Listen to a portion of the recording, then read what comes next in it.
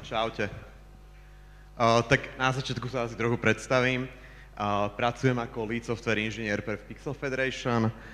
Som jeden z tých ľudí, ktorý každého naháňa a hovorí, že ten systém by mal byť distribuovaný. A som lead na paymentovej infraštruktúre. A keď nerobím pre Pixel, tak doma sa venujem kryptografii a programovaniu v Scale a Haskelli a kontribujem do open sourceu, ak mám čas. O čom budeme dneska hovoriť? Na začiatok asi začneme s nejakou teóriou, potom si povieme o tom, že ako vlastne vieme rozumieť správam, ktoré tečú v distribuovaných systémoch, potom o nejakých architektonických paternoch a potom niečo o tom, že ako my v Pixli vlastne používame distribuované systémy a na čo ich používame. Potom nejaký basic overview našej payment infraštruktúry a že prečo sme urobili distribuovanú a nejaké workloady v našich free-to-play hrách. Tak začneme asi takto. Vlastne, čo je to distribuovaný systém? Keď sa na to pozrieme na základe computer science, tak distribuovaný systém je vlastne systém, ktorý poskladá sa z niekoľko nezávislých počítačov, serverov alebo nodov, ktoré pracujú spolu, aby dosiahli nejaký spoločný goal a vlastne sú dizajnované tieto systémy tak, aby distribuovali svoje dáta medzi sebou a úlohy a čo vlastne zapričňuje lepší performance, fault tolerance a škálovateľnosť. Nejaké základné charakteristiky, bolo to už viac menej povedané aj na tom slide predtým, sú škálovateľnosť. To znamená, že keď máme viacej správ, ktoré nám tečú systémom, tak tento systém by sa sám mal vedieť škálovať. Vlastne robíme to tak, že pridávame ďalšie nody. Keď máme nejaký orchestrátor, napríklad Kubernetes, tak pridáva ďalšie pody a spawnuje ich na ďalších nodách. Každý komponent každý komponent by mal fungovať sám, samostatne. Availability a fault tolerance znamená, že keď jeden node padne, tak nemalo by sa nič stať, dostane sa do crash loopu, ale celý systém by mal fungovať ďalej. Heterogenita je o tom, že ja nemusím riešiť to, že kde mi to beží, môže mi to bežať na rôznom hardvéri, rôznom softvéri a stále by som mal vedieť s tým fungovať. Replikácia znamená, že dáta sú není uložené na jednom mieste, sú replikované celým systémom, čo tiež vlastne nám podporuje fault tolerance, reliability a accessibility a transparencia.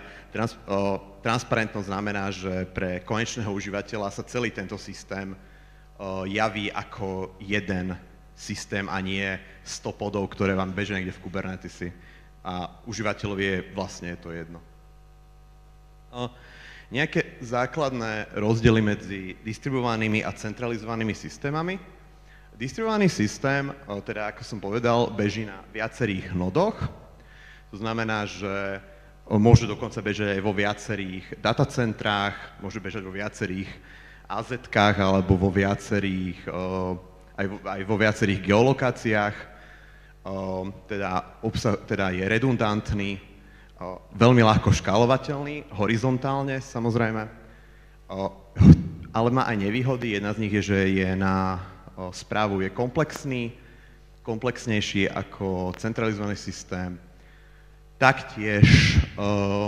Taktiež má lepšiu mieru utilizácie resursov, ale zároveň je tam nejaký väčší overhead na sieti a samozrejme, ak som povedal, geograficky sa distribuovať. A za to centralizovaný systém, teda je to single point of control a tiež je to single point na chybu, takže keď vám padne ten jeden server, tak už nezarábate.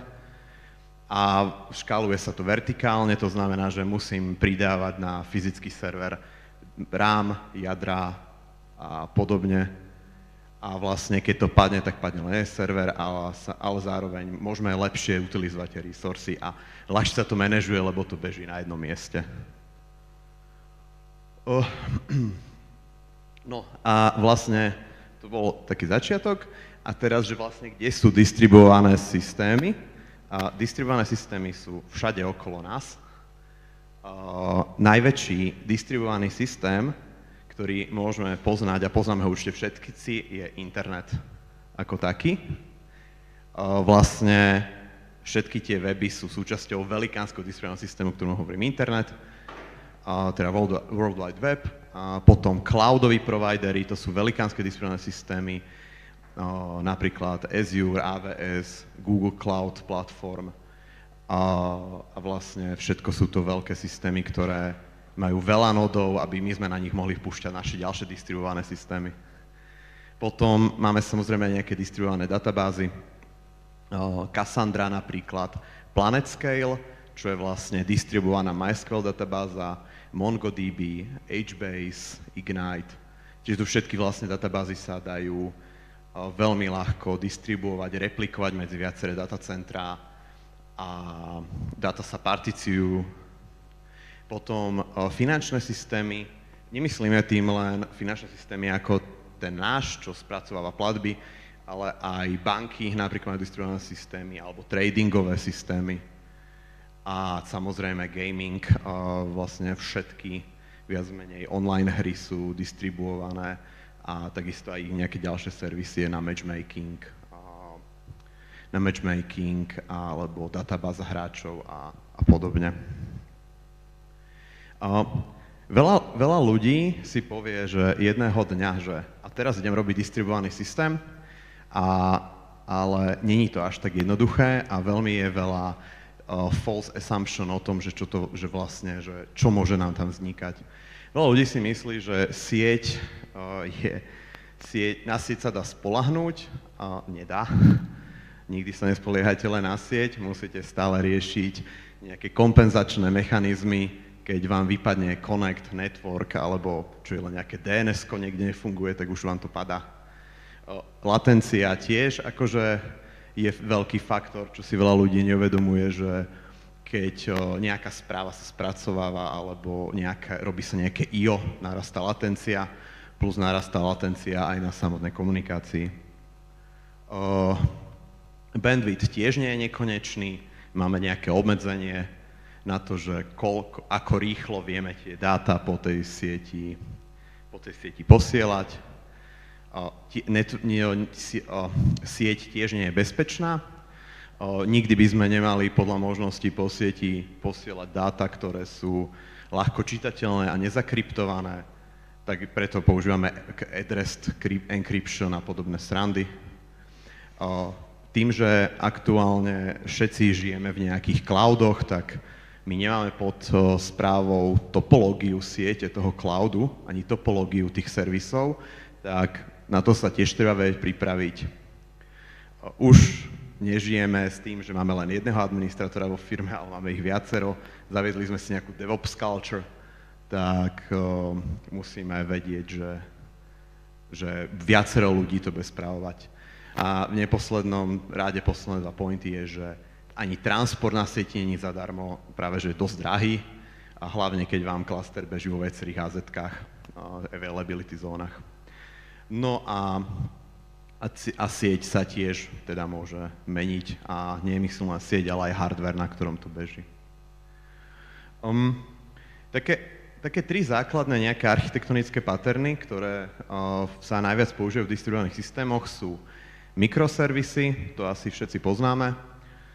Vieme aj vlastne dekomponujeme veľkú službu do malých služieb. Každá z tých služieb môže byť vlastne distribuovaná a komunikujú tie služby medzi sebou nejakými protokolmi. Dajme tomu, že buď nejakým messagingom, alebo nebude aj HTTP protokolom, čo asi není moc dobrý nápad. Ale vlastne, čo nám to pridáva, je to, že vieme to ľahko škálovať, tie systémy sú menšie, tým pádom nemusíme mať až tak velikánske programátorské týmy na to, aby sme vedeli správať jeden systém.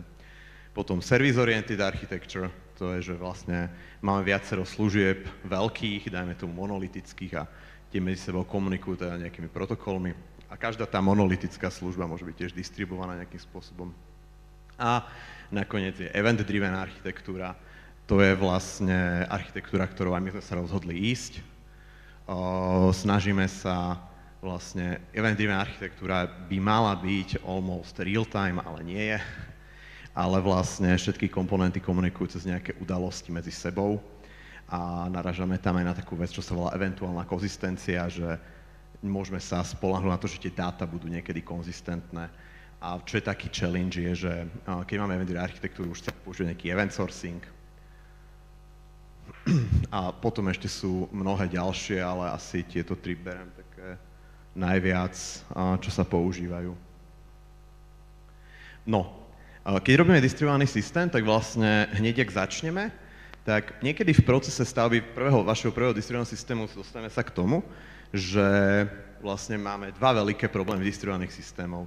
Prvý problém je garantované poradie správ a druhý je, že správu vieme doručiť len raz. Podľa toho obrázku sme ju doručili dvakrát. A teraz si môžeme povedať, že ako sa tomu vieme vyhnúť. Zaručené poradie správ je veľmi dôležitá časť, vlastne, vďaka ktorej máme data konzistentné a častokrát riešime to, že eventy alebo komandy, ktoré nám lietajú aplikáciou, musia byť v nejakom poradí. Nie vždy sa toto dá zaručiť, preto vlastne máme na to rôzne stratégie, ako to robiť. Jedna stratégia je tá, že máme správy odtimestampované, teda vieme, že kedy daná správa vznikla, potom máme nejaký buffer a tam si zoradíme tie správy a keď po nejakom čase ten buffer flashneme a preorderujeme tie správy a máme ich tak, jak majú byť. Vlastne to isté je aj podľa sekvenčného čísla správy, že prvá správa, druhá a tak. Potom používame FIFO queues, napríklad aj Amazon SQS vie bežať ako FIFO queue, trochu sa tam degraduje performance, alebo aj Kafka vie bežať ako FIFO queue, pokiaľ správy podľa nejakého korelačného IDčka dávate do jednej partície. A potom aj o porade správ na základe kauzality. Alebo ak ani jedno z tohto nevieme použiť, tak modelujeme procesy v aplikácii tak, aby boli riadené nejakými proces manažérmi. A proces manažer zaručuje poradie tej správy.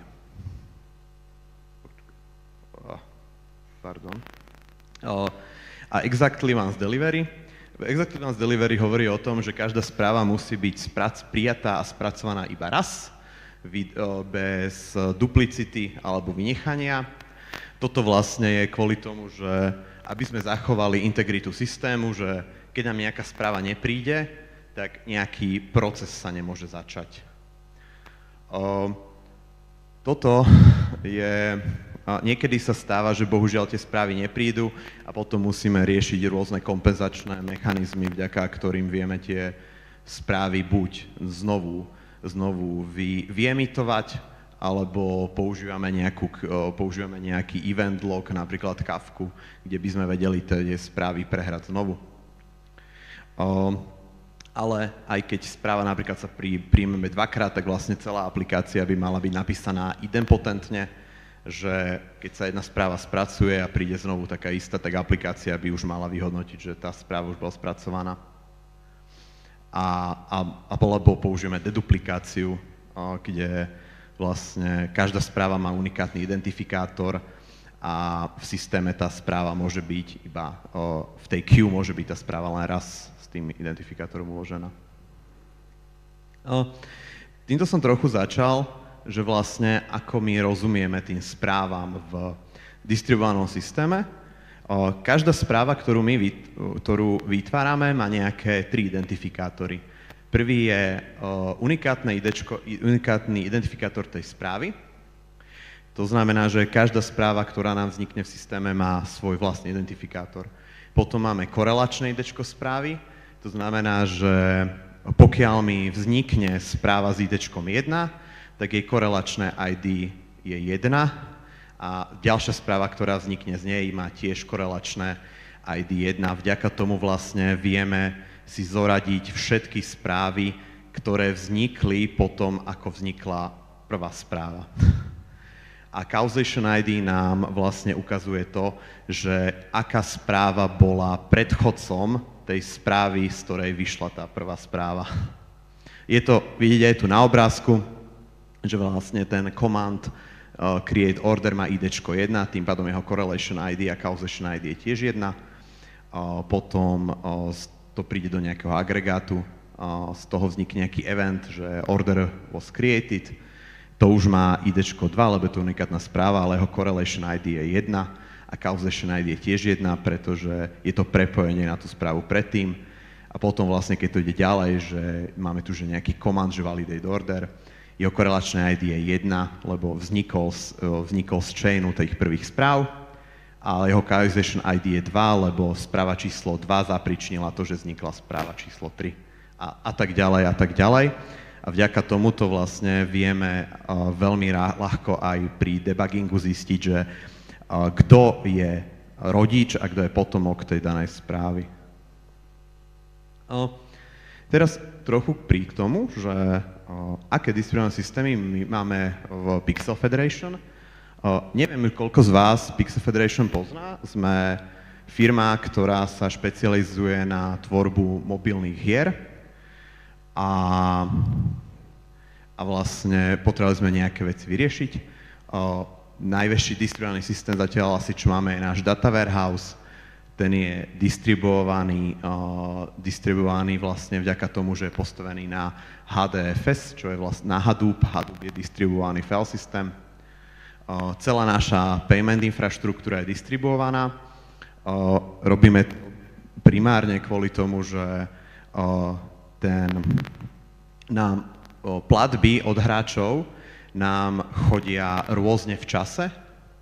Keď sa začne napríklad nejaký event v hre, tak nám tieto platby vyskočia na vysoké čísla a my musíme sa k tomu prispôsobiť, aby sme odbavili platbu toho hráča do nejakého rozumného času a aby nemusel čakať. A potom máme samozrejme aj nejaké ďalšie workloady v našich free-to-play hrách, ktoré sú distribuované. A v neposlednom rade aktuálne robíme nejaký webshop, do ktorého sa v reálnom čase sa do neho pridávajú ponuky pre hráčov a toto vlastne je tiež distribuované, lebo tá ponuka vznikne v nejakom hernom backende a potom sa to dostane k nám. A my vlastne to vieme potom naškalovať, aby keď tých ponúk príde naraz 30, 40, 50 tisíc, tak ten systém si naškoluje toľko workerov, aby to vedel zvládnuť v nejakom rozumnom čase. Prečo je PHP ako také je jazyk, v ktorom si povedzme na rovinu, že distribuované systémy robiť není to až tak často vidieť úkaz vo svete, ale keď my sme s tým začali, tak vlastne mali sme za to, že PHP už je dosť vyspelá platforma na to, aby sme v nej nerobili len WordPressové weby, ale my vlastne v tom robíme aj backendy pre naše hry a vlastne enterprise aplikácie niekedy aj viac ako 4000 striedami, možno aj 5000 a tak. PHP je vlastne veľmi ľahko škálovateľné, má veľký ekosystém, veľkú komunitu, dá sa ľahko orchestrovať a kontejnerizovať a vie byť aj plne asynchrónne, pokiaľ použijeme Swole a keď použijeme Swole, tak vie byť aj veľmi rýchle. Ale asi taký ten najväčší dôvod, prečo sme sa preto rozhodli, bolo, že naši developeri sú s PHP familiárni a tá krivka učenia bola jednoduchšia, ako keby, že ich tlačíme ešte do niečoho iného, napríklad do Javy alebo Scaly. Aké frameworky my používame pri tom? No, vlastne každý veľký PHP framework je na toto ready.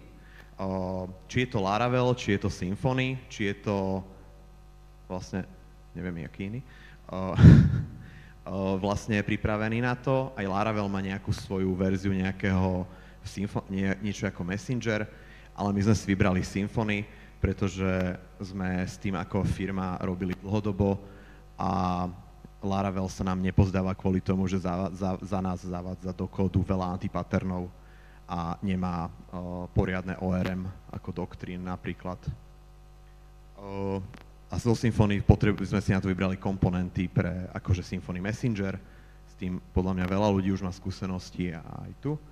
Vlastne používame Symfony Messenger na Event Bus, Command Bus, aj Query Bus, ale potrebovali sme aj si vyrobiť nejakú vlastnú platformu na to, kde sme potrebovali si vyrobiť persistentné proces manažery a vyriešiť nezávislé handlovanie správ v Symfony. To znamená, že Messenger defaultne funguje tak, že keď máte jednu správu, na ktorú počúva, dajme tomu 5 handlerov, ona príde do systému, tak ono sa tých 5 handlerov spustí naraz. My sme potrebovali vyriešiť to, aby keď tá správa má 5 handlerov a príde do systému, tak aby vlastne sa tá správa rozdelila na 5 správ, aby ju mohlo skonzumovať, dajme tomu, že 5 rôznych konzumerov a keď tá jedna správa padne, tak aby to neovplyvnilo execution tých ďalších správ. Toto Messenger nemá defaultne v sebe. No a vlastne tým, že my ako firma sme prešli kompletne na architektúru, už stavíme naše aplikácie pomocou DDD, teda Domain Driven Designu a Event Driven Architecture, tak vlastne nám to celé tak nejak zapadlo do toho a ideme do toho takto. Ako to vlastne teda robíme? Teda, ako som povedal, náš základ je, že náš backendový kód je písaný v event-driven architektúre, čo vlastne nám už umožňuje hneď od začiatku písať tú aplikáciu distribuovane. Používame domain-driven design na modelovanie agregátov a doménových udalostí, ktoré v agregátoch nastávajú. Používame ďalej CQRS, čo je Command Query Responsibility Segregation.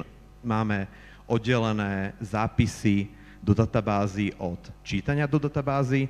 Vďaka tomu vlastne databázová inštancia, do ktorej sa zapisuje,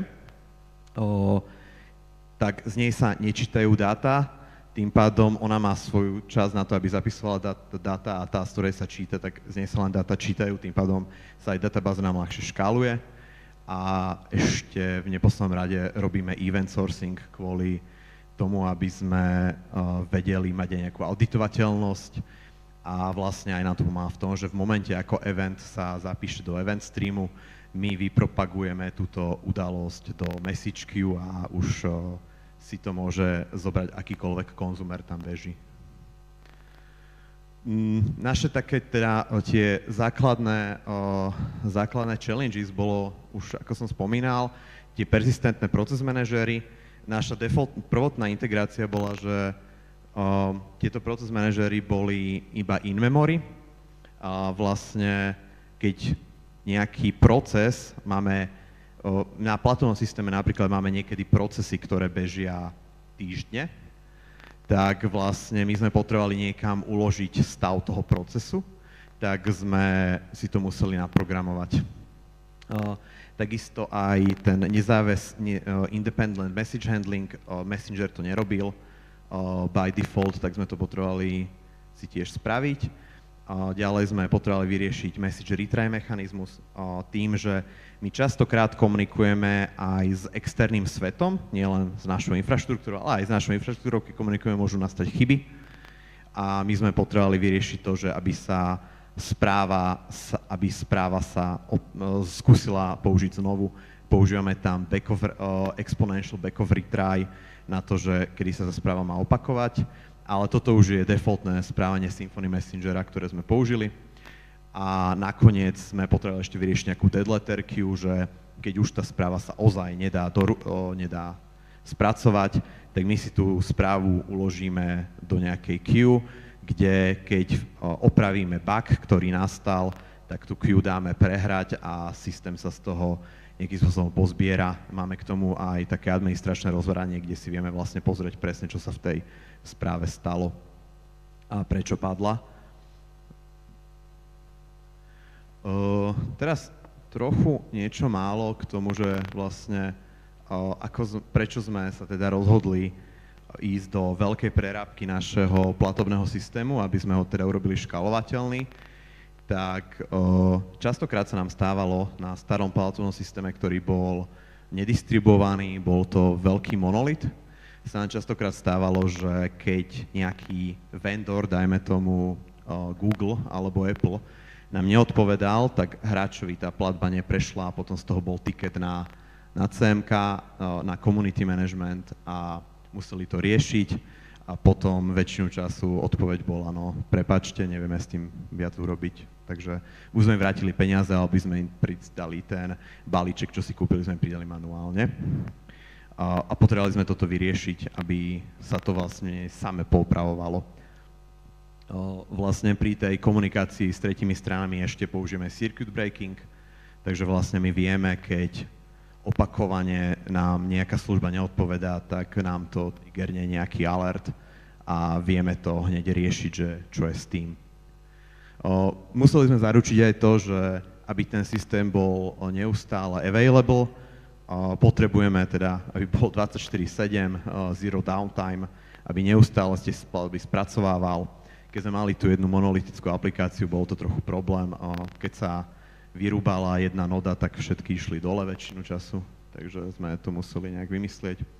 Tiež sme to potrebovali škálovať, máme v noci, veľa hráčov nám neplatí, ale keď začne nejaký event, tak platia nám tisícky hráčov, takže potrebovali sme, aby ten systém sa vedel naškálovať, aby vlastne netrvalo dlho odbavenie tej platby. A na neposlednom rade sme potrebovali nejakú auditovateľnosť.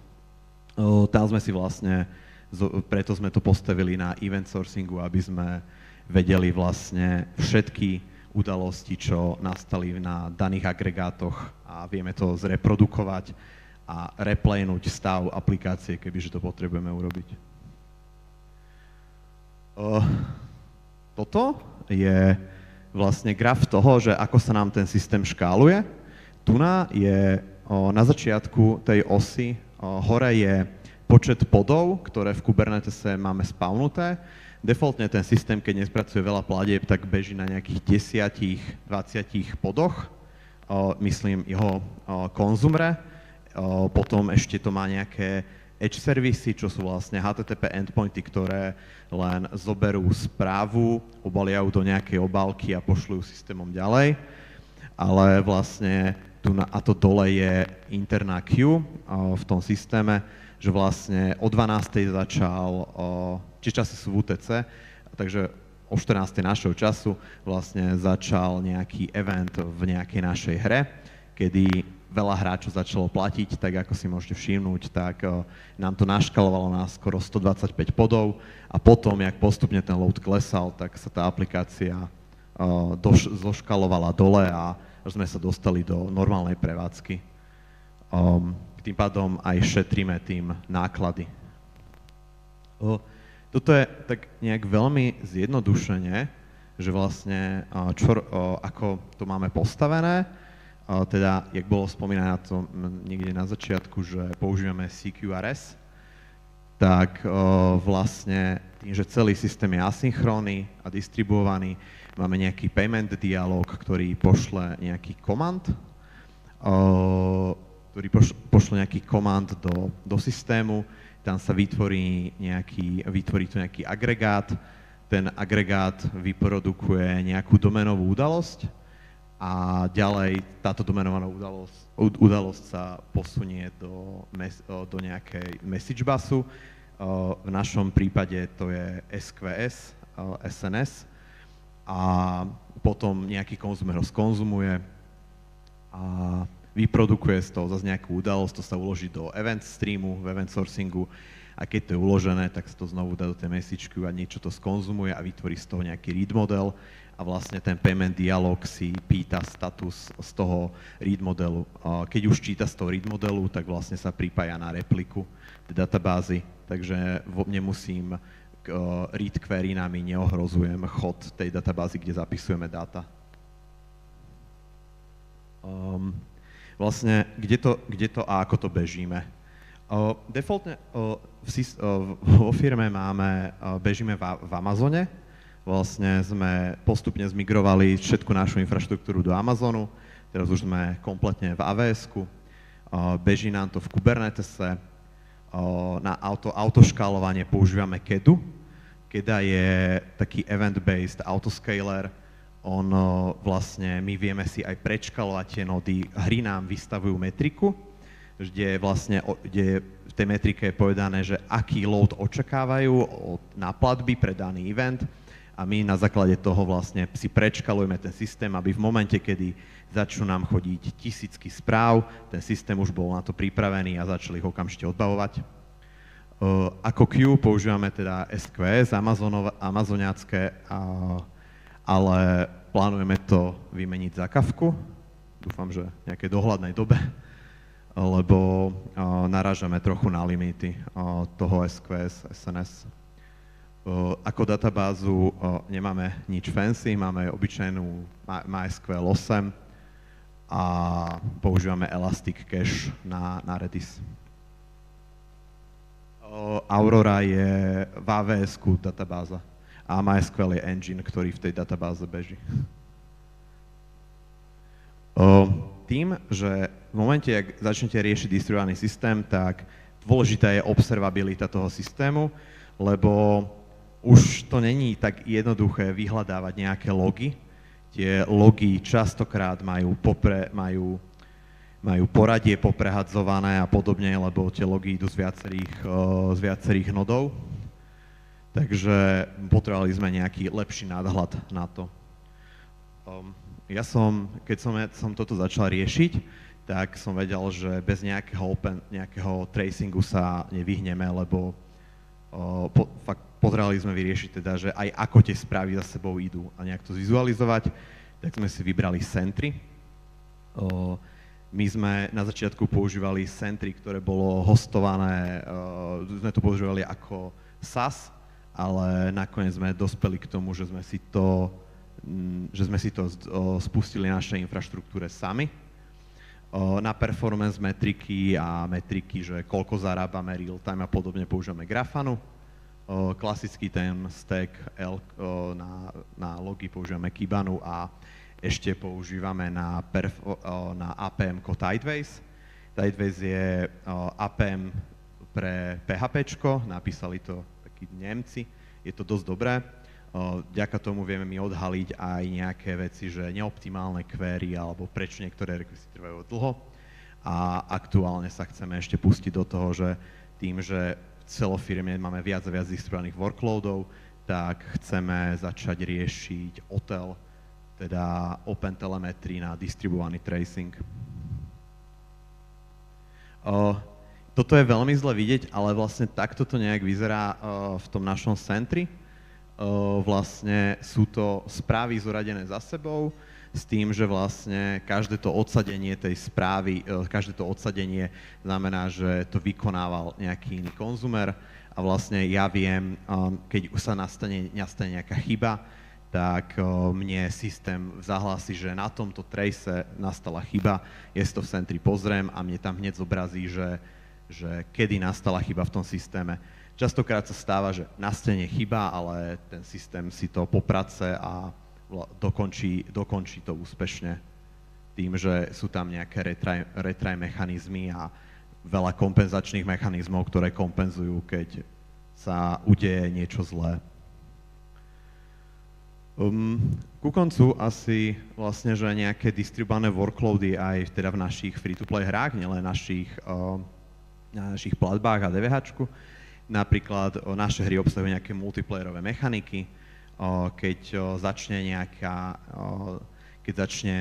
nejaký event a ľudí treba popriradiť do nejakých grup, do nejakých skupín, kde sa to spolu hrajú, tak toto sa robí distribuovanie. Takisto aj nejaký player progress v multiplayer mechanika je distribuovaný, lebo nepotrebujeme tam mať ten údaj o tom, že ako ten hráč progresuje hneď, ale stačí nám, že eventuálne raz tie data mať budeme. A potom ešte používame Firebase na posielanie real-timeových informácií klientom. Ďalej, keď potrebujeme robiť nejaké vymazávanie nejakých redundantných dát, tak to tiež máme ako distribuovaný systém a samozrejme aj na komunikáciu medzi ostatnými službami, čo vo firme máme. Snažíme sa úplne odstrániť HTTP komunikáciu medzi službami. Všetko postupne nahradzujeme na message queue a vlastne segmentácia hráčov, ktorú nám vypočíta Data Warehouse, dostajeme do message queue, hra si to skonzumuje a zasegmentuje toho hráča. Takisto, keď sa triggerujú nejaké special offer, keď sa hráč logne na login server a takisto aj platby, keď platba je úspešná, tak to asynchrónne proste prejde na hru. A posledná vec taká, čo teraz riešime, že aby sme v našom webshope real-timeovo vedeli triggernúť pre hráča special offer, keď sa mu nageneruje na mobile, tak aby sa mu do sekundy, dvoch zobrazila aj v tom jeho shope. No, to bude asi aj teda koniec. Také, že čo by sme si z toho mohli zobrať, je, že distribuované systémy sú aktuálne to, ako veci sa robia v modernom svete. Je to vlastne kvôli tomu, že všetci postupne migrujeme do nejakých cloudov, kde máme vysokú mieru škálovateľnosti a podobne, tak preto sme to robíme takto. Potom architektonické patterny, teda to, ako sa rozhodneme ten distribuovaný systém, je dôležitá súčasť toho, ako to nakoniec bude vyzerať. A vlastne distribuované systémy môžu viesť aj k tomu, že užívateľ má lepší užívateľský experience, ako kebyže robíme len obyčajné nejaké restové API, lebo keby bolo zahltené, tak reálne mu by tá odpoveď mohla trvať aj dlhšie, ako kebyže to dostane informáciu o tom, že sa niečo stalo na frontend nejakým websocketom, dajme tomu. A teda na konci distribuované systémy vlastne zrevolucionalizovali to, ako pristupujeme ku komplexným problémom, škálovateľnosti, responsivity a tak ďalej. A to je asi všetko. Je mi jasné, že to není konferencia, kde sa hajruje, ale kebyže chcete robiť niečo takéto, tak my hajrujeme. A to je všetko. Tak, ďakujem.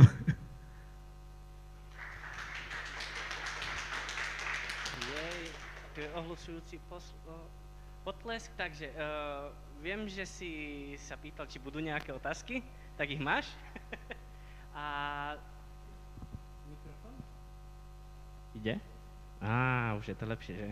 OK, tak viem, že Tomáš vravel, že bol zvedavý, či budú nejaké dotazy. Zdieľame spolu mikrofón, takže to spravíme asi tak, že mu dám mikrofón, kľudne si to prečítaj, ak by si niečo potreboval, tak sa ma pýtaj. A s tým, že aj nejaký čas, ale myslím, že by si to mohol zvládnuť a keď tak ťa zarežem. Dobre, tak prvá otázka. Viete, že pri dnešnom deployi webu pixelfederation.com niekto posral ikonky v live pri jazykové mutace? Neviem, posuniem to na Toolsteam. Plánuje Pixel Federation token na blockchainu? Nie. Neplánujeme a nemáme za to, preto zatiaľ use case.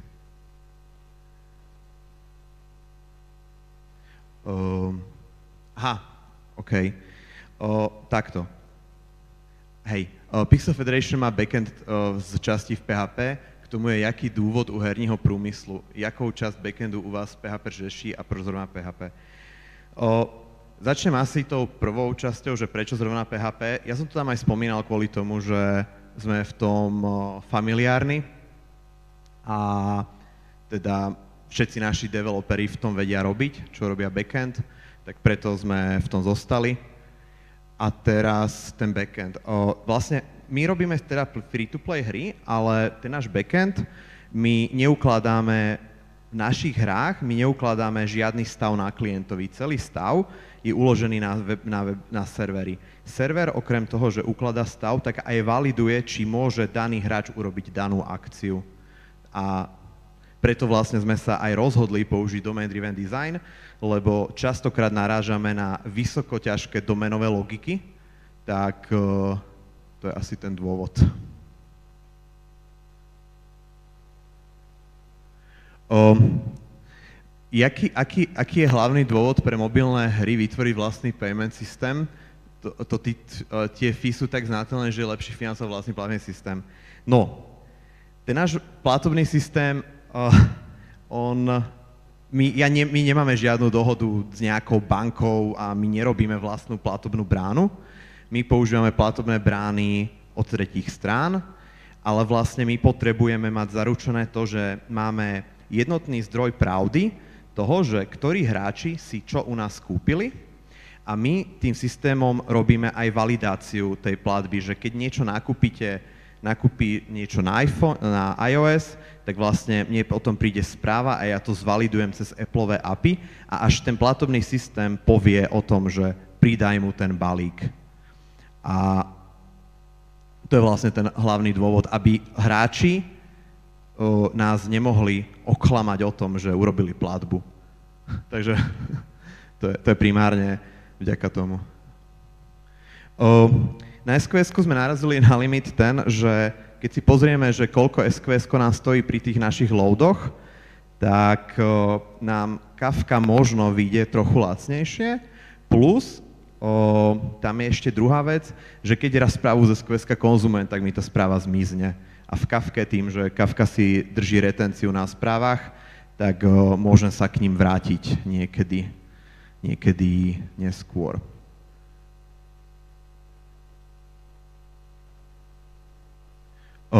Dobre, môžem toto posledné. Áno, toto robíme bežne. Teda, skúšali ste Messengerom z jedného Symfony emitnúť správu pre worker iného Symfony, aby worker nepotreboval celú aplikáciu. Hej, toto robíme často na celej cross-firemnej komunikácii.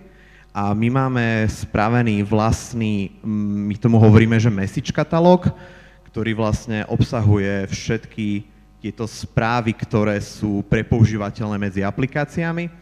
A vlastne každá aplikácia, že tú správu má konzumovať, si len napíše handler na tú správu a už sa chová k nej, ako keby bola jej. A jaký máš názor na Gamify? Nepoznám, neviem, čo to je. A čo používate na auditovanie eventov? Nechápem moc tejto otázke, asi. Takže neviem asi na ňu odpovedať.